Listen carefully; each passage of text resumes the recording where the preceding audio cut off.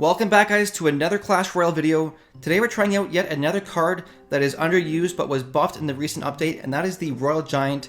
One of the cards that's widely considered to be the worst card in the game. But funny story, we were actually able to beat our old record with the Royal Giant deck. As you can see, we're currently sitting over 2,600 trophies, which is a first for me.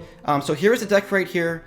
Now, when I was building this deck, and when you guys build your own decks, you really have to kind of sit down and think about it and plan it out, and just think about what is your main attack strategy and how do you plan on doing damage to the tower. So with this deck here, my main plan was to use the Royal Giant to do damage to the tower. So with that in mind, I had to consider the fact that the Royal Giant has a ranged attack.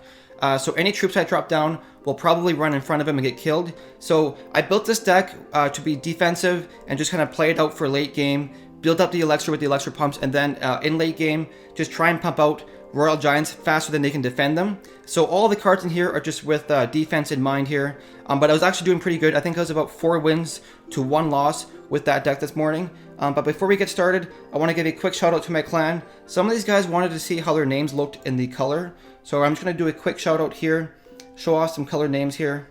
And then we also opened up a feeder clan if you guys are interested in joining. The main clan is called Ironic Gaming, but the feeder clan is called Ironic Gaming 2 and has a trophy requirement of 800 trophies or more. And there's actually a lot of space in there right now. We only have 15 out of 50 spots filled. So if you guys are interested in joining the clan, there's the information. So let's go ahead, start opening up some of these chests here and see if we can't get any more epics or just build up some gold here. The one epic card I kind of want the most right now is the Baby Dragon. I'm 1 Baby Dragon away from upgrading to level 4 or 3, I think. So here we go. As you can see, I could upgrade the Royal Giant 1 more level, but it's 2,000 gold, and I'm trying to be conservative with my gold right now, just because it's really hard to get. So what do we got here? More musketeers, some skeletons. We got 2 more chests to open up here. Let's see what we got. No epics there. And finally, some more gold, Tesla, mortar, archers, and barbarian hut. Okay, so that's going to do it for this part of the video. Let's go ahead and take a look at some replays, guys. So in this first replay, guys, this was against a level 9 who was using the 3 musketeer combo, which is really deadly. If you guys watched yesterday's video, I used the Golem and the 3 Musketeer combo. It's a super risky but super powerful combo if used properly. And because this guy is a level 9, that means his 3 Musketeer combo is going to be really strong, which means my Fireball will not be able to take out the Musketeers, which is a huge disadvantage. But right at the start here, I drop my pump, start getting the elixir flowing. Now he has a Valkyrie coming up front, so I can't use my goblins, and I can't use my minion horde because I'm not too sure if he has arrows yet. So I go ahead, drop the Royal Giant. Right here, I'm going to use the Fireball to take out all those Musketeers, but they won't kill them. So that allows the Musketeers to take out my Royal Giant. Now, if we were equal level, and those 3 Musketeers were the same level as mine, I could have killed those Musketeers with a Fireball, which would have let my Royal Giant go in and do some damage to his tower. But it wasn't. So here we go. Now I have a second pump up here. I'm going to go ahead and drop that. He makes a huge mistake here. Drops the arrows. So instead of dropping that pump, I decided to do a rush with the minion horde and the goblins. Now he kind of waits here. I don't think he expected it to do this much damage. So he drops his wizard. Now the wizard, fortunately, is going to target them kind of one at a time. And I'm able to do an insane amount of damage here. 600 health left on that tower after 1 push. So things are looking pretty good here. He's got his Valkyrie and his wizard coming up here. I'm going to wait for them to start targeting the buildings there. Drop my Valkyrie behind them and do some strong damage and take them all out. And you guys noticed there how I waited for them to target the buildings before I drop my troops. That just gives my troops some extra time to take them out.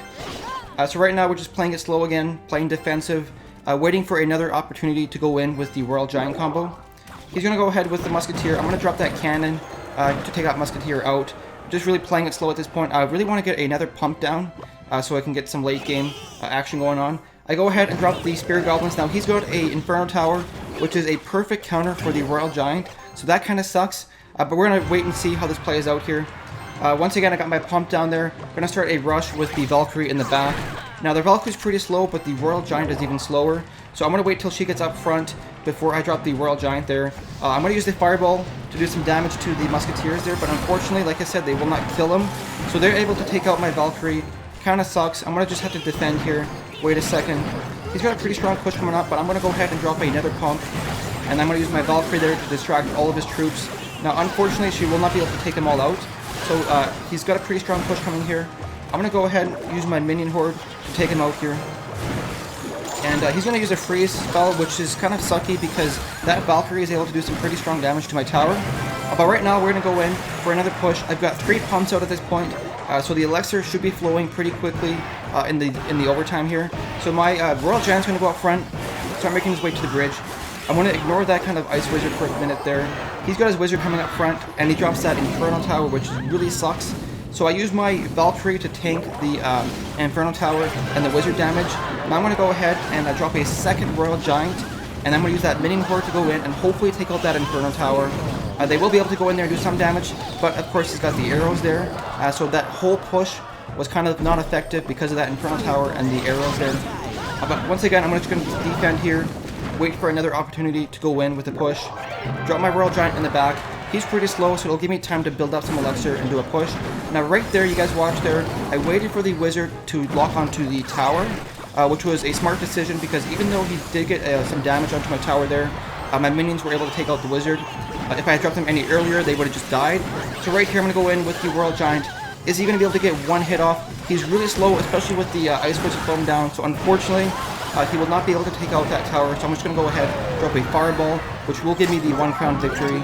So let's go ahead, take a look at the next replay, guys. So this next replay was another battle against a level 9. So right at the start here, our starting hand does have the Elixir Pump in it, which is really great for our strategy. So we're going to go ahead and drop that down. Now he drops a Spear Goblin Hut. So at this point in the battle, I was kind of thinking that this guy was a Hut Spammer, which really sucks because those buildings will distract my Royal Giant. And he's going to drop his Giant Skeleton here. I'm going to distract it with the cannon and drop my Valkyrie behind it to keep it away from my tower and away from that cannon. And the Valkyrie is going to do a really good job here tanking. And now he drops his Hog Rider. Now I'm going to defend this Elixir Pump, which is pretty interesting because I could have taken it out without those goblins there, but I really need those pumps for the strategy to work out. So I dropped the goblins. They're able to take out the Hog Rider before it does too much damage to my pump there. So now things are looking pretty good. He drops his pump on the opposite side, which is super annoying because now he's got buildings on both sides to distract any troops that I want to push with. So I'm just going to play it slow, drop a second pump down, and just start letting the elixir flow. Now right here I could do a push with the giant, but I'm going to go ahead and drop a cannon and just kind of take out those spear goblins on the side and really just play it slow like I said. Drop the Valkyrie way in the back. She's got a pretty slow walk speed, so by the time she gets up to the front, I'll have more elixir to do a strong push with her. So there we go, she's at the front there. I'm going to drop the Royal Giant. He's a little bit slower than the Valkyrie, so she will make it in front of him. Now right here, he's got his Giant Skeleton coming on the right hand side. I used my Minion Horde to take care of that. Now for some reason, he didn't Fireball the Minion Horde, probably because he had to choose there between which side he wanted to attack or defend. He dropped his barbs on the left hand side to take out my push. So right now, he's got his Hog Rider coming in on the right hand side. I dropped my cannon to distract that. If you look at the top there, guys, we were able to get some damage to his tower. His right tower is down to 1800 health. His left tower is down to 2100 health. So overall, things are looking okay. Our tower on the left is onto 1400 health, which is okay. But with this strategy, we're really trading some tower health for elixir pumps, just trying to get the elixir flowing for late game, which is just really how the strategy works. So once again, because the tower on the right is weaker, I'm going to try and push that side. He's got the elixir pump defending the right hand side, and his Spear Goblin Hut defending the left-hand side. So that's kind of annoying with our strategy. He drops that Giant Skeleton, which really sucks because all of those units are really slow-moving, so they will probably get hit by the bomb that explodes. And I dropped those Minion Horde there probably too early because he did Fireball that and do some damage to my Royal Giant, my Valkyrie, and take out my Minion Horde. So right now he's got a really strong push because I kind of overextended on the right-hand side. So we're going to have to do some crazy stuff here to defend. Once again, we defended that, and now he's got 2 huts on the left-hand side, so that's going to be super hard for me to push past. So I'm going to focus on the right-hand side right here with another push. Now I have to be careful because those Spear Goblins will take away some damage from my tower there over time, and because we're almost at overtime here, I have to be kind of conscious of that and be aware of that. I used the Fireball to take out one of the huts and damage the other one. So right now he's got a really strong push coming on the right-hand side. I'm going to distract the Giant Skeleton once again, and the Hog Rider is going to go in there and do some damage to my pump here. Now at this point in the game, I'm not going to really bother dropping any more pumps down because there's only 40 seconds left, and I can't really get any elixir back, so it's not going to be worth it. So I'm just going to try and push as hard as I can here. I have my Royal Giant going in on the right-hand side. I'm going to drop a cannon down just in case he decides to push the left-hand side. I use the Fireball to take care of all those barbs there. Now my push on the right-hand side is looking pretty strong. So now that he has to choose to defend the right-hand side, I'm going to go in on the left-hand side and do a split push, which if you watch here, guys, it's really important. He's going to try and fireball the Royal Giant on the right-hand side. My minion horde and my goblins are able to go in on the left-hand side and take out that tower for another 1 crown victory against a level 9 with the Royal Giant deck. So this final replay, guys, was another battle against a level 9, and this time it actually had a huge role in the outcome of this battle. You'll see at the end how much of a difference the level made here. So right at the start here, I don't have my pump down to start, so I'm going to play it slow and drop my cannon to defend against those spear gobs. I just kind of play it slow. I really want to get to my elixir pump and try and get some elixir flowing, but he does have the Infernal Tower, which really sucks because it is a super strong counter to my Royal Giant strategy. And he also has that Wizard there, which is another strong counter for my minion horde. So right at the start here, things aren't really looking good. So he drops the barbs in front of that Wizard there, so I'm going to go ahead and fireball that, which is going to take care of that entire push. Crown Tower will be able to take it out. He might get one hit off here.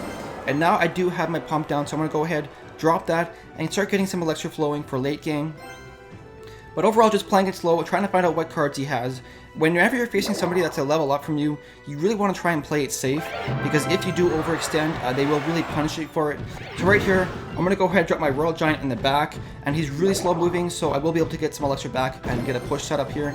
He drops a Giant of his own, which kind of sucks because any troops I drop behind the Royal Giant will just target the regular Giant.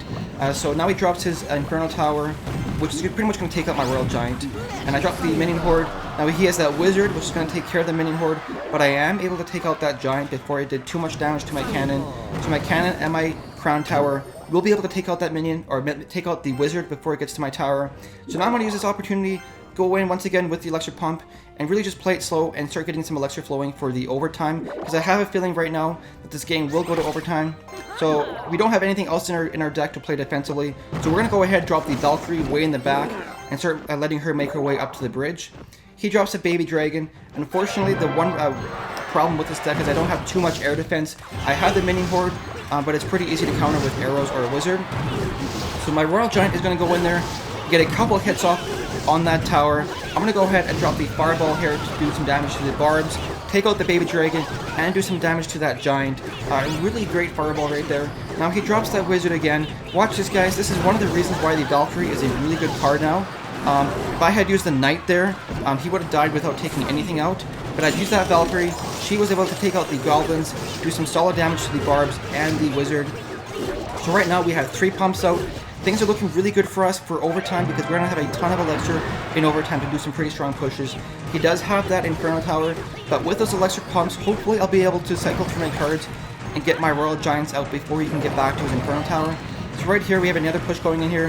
I'm going to drop that Minion Horde to try and distract that Infernal Tower, but it really does not work because he has that Wizard, which takes out the Minion Horde pretty crazy fast. So here we go, guys.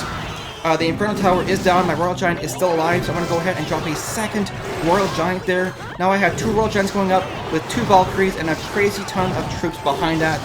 He's going to go ahead and drop a Fireball to damage my Royal Giant and take out some of my minions. Now watch this, guys. They're going to go in there and get a couple hits off on that tower. He drops his Wizard, which is pretty slow to take out my troops, and I'm able to get some damage to that tower. His tower is down to 600 health. I use that Fireball. His tower is now down to 400 health. All I need is 2 more Fireballs or a couple hits from the Royal Giant. Now, if I had upgraded my Royal Giant to that level 8, he would have done a little bit more damage to that tower, and the outcome of this battle might have been differently. But I really didn't want to spend the elixir or spend the gold on it, so right here, I got my Minion Horde doing some damage to the Giant. He drops his Wizard, of course, to take out the Minion Horde. My Royal Giant's going to go in there. He's going to freeze that because he only has 8 seconds left. I drop a Fireball. Now look at this, guys. His tower is down to 200 health. If we had been at equal level, that tower would be dead, and I would have had a 1 crown victory. So unfortunately, we had a draw, which kind of sucks, but that's just the way it works sometimes in this game. Anyways, guys, that's going to do it for this video. I really hope you enjoyed the video. If you did, make sure to hit that like button. And if you guys want to see some more Clash Royale stuff, I do put out videos every single day, so make sure to subscribe if you feel like it. Anyways, guys, thank you so much for watching. We'll see you in the next video.